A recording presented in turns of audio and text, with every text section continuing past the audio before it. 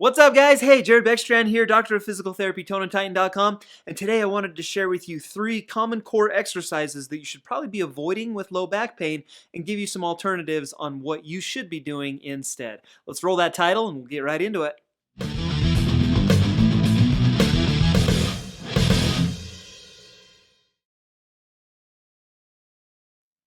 All right, you guys. Hey, thank you so much for joining me today right here on Tone and Titan. I'm excited to be able to share some of these core exercises with you guys, hopefully give you a little bit better understanding of types of activities that you should avoid and types of exercises that you should probably be doing in order to help your back to feel better. As always, if these things help you guys out, I'd love that thumbs up button to like this video. Thanks so much for doing that in advance.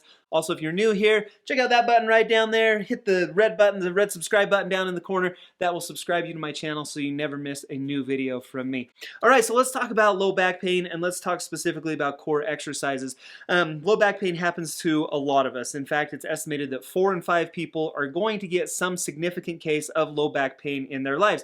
That's a huge number, 80%. The stronger your core, the less the incidence of low back pain that shows up. I think a lot of people realize that. I think a lot of people realize, hey, in order to avoid back pain or in order to help myself out of some of the back pain I might be experiencing, it's important that I strengthen my core. Unfortunately, not a lot of people realize that you can actually do core exercises that hurt your back just like you can do core exercises that strengthen your back. And so while we do want a strong core, and while that will help you out of some of the back pain that you're experiencing, it's important that we do it right. And when I say do it right, it's important that we perform the right exercises that are going to be beneficial while avoiding the wrong exercises that are going to be painful or, heaven forbid, even exacerbate that pain or make the condition worse. Just one more important point to make. Whenever we talk about rehabbing spines in physical therapy, whatever the condition may be, it's generally a safe rule to avoid what we would call BLT. In physical therapy, we use the acronym BLT. It's easy to remember. You don't want to bend, meaning we don't want a significant amount of flexion in our spine.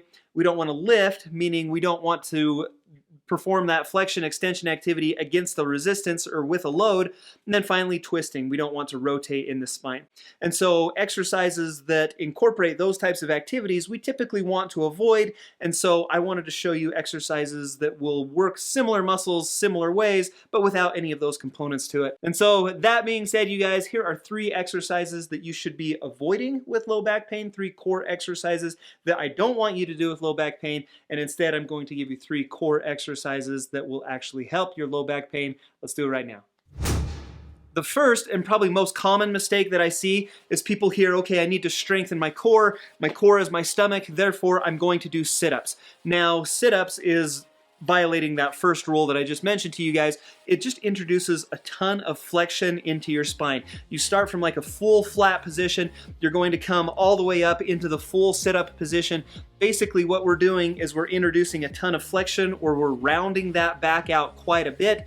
Probably really exacerbating if you do have disc pain. You're probably not doing a lot of sit-ups, but then we're also doing that motion against resistance, meaning gravity is going to push you straight down. For you to perform that sit-up, you've got to not only curl your spine, bend your spine, but you've got to do it against a load, being gravity.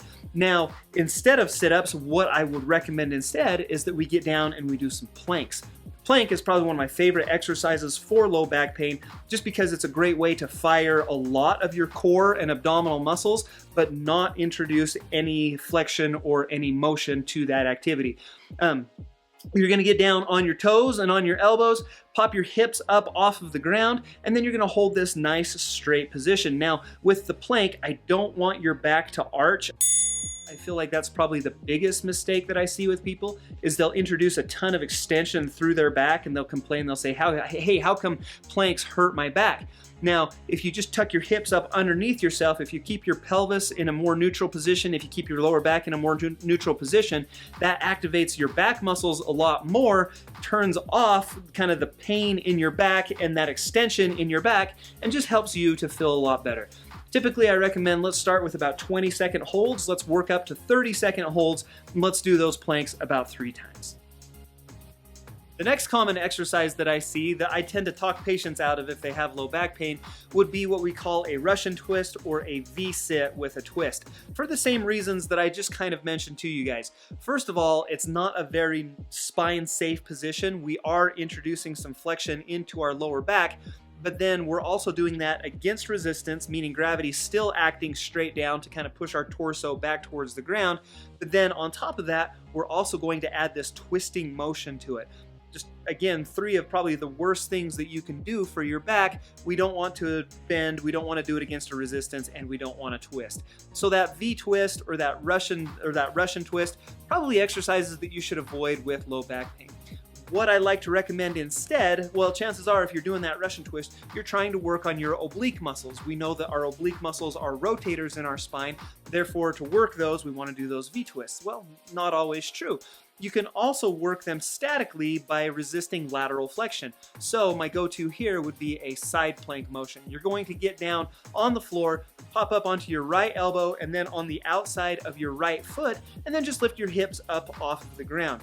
Again, you're looking for a nice straight position, meaning from your nose, your belly button, between your knees, down to between your ankles should be a nice straight line as you're performing that side plank. Hold it statically, really focusing on that side, that lateral core, those oblique muscles to engage, keeping your spine in a nice, safe position. Spine should be very, very neutral, very flat, and then not introducing any twisting motion to it as well. Now, if you want to take that even a step further, what I like to do is take people through an alternating T-plank. Now, this requires a little bit more strength, a little bit more control, but if you've got the core strength there, it's actually a great exercise if you want to work on some of the rotary components of your spine. You're going to start in this tall T-plank position, so on the outside of your right foot and on your right hand, and then very simply what you're going to do is rotate down, put that left hand down on the ground, right hand goes up towards the sky. Now we're in a left side plank position. Now we're going to rotate back down, right hand, and then so on and so forth. So you're alternating through this T-plank position. Great way to work those muscles through a rotary motion, but without introducing any twisting in the spine. So we get some of those aspects of resisting that twisting, which is great for those oblique muscles, those external obliques, those internal obliques. Going to cause them to fire a little bit more. Great rotation exercise without actually rotating. Finally, this last exercise involves what we call our posterior chain, meaning specifically our glutes and our lower back. A lot of us know, okay, in order to overcome this back pain, in order to rehabilitate this back pain, I need to strengthen my glutes and I need to introduce some strengthening exercises to my lower back. The default for that is typically a deadlift type motion, either a straight leg deadlift or a Romanian deadlift. Again, getting back to that whole BLT thing, I just don't want you to bend and I don't want you to lift against a resistance. And so when we're doing those deadlifts, it's a fantastic exercise for your hamstrings, for your glutes, and for your lower back. Don't get me wrong, it's just not my first choice if you do have some back pain going on, just because of the amount of stress that it does put on your lower back. Instead, what I like to recommend, if we're working those areas, if we're looking for glute and lower back activation, let's put it in a safe position. Let's keep our spine in more of a neutral spot, and then without introducing a lot of motion in the spine, let's fire those muscles around it. And so a swimmer or a Pilates swimmer is a great exercise, is a great idea to do that. To perform that Pilates swimmer, you're going to lay down flat on your stomach, your arms extended out over your head, and then very simply, we're just going to lift our right arm up off the ground while the left leg comes up off the ground, and then return to that neutral position, and then repeat that with the left arm and the right leg. So right arm, left leg, and then back down, left arm, right leg, and then back down. And then you're going to repeat that for about 10 repetitions on each side. If that feels good, try to get 3 sets of 10 repetitions of those. We're introducing great hip extension, so we know the glutes are firing, and then you're also going to feel that a ton in your lower back. Keep in mind that if you do have a lumbar muscle strain, this is a little bit more aggressive. It's a little bit more aggressive way to focus and activate those muscles. So if it hurts, just don't do it. But it's a great way to introduce strengthening into those glutes and stabilization into those lower back muscles, those lumbar paraspinals. All right, you guys, so there you have them, 3 common core exercises that you should probably avoid if you have some lower back pain going on, and hopefully I provided you with some good alternatives of some exercises that you could do instead.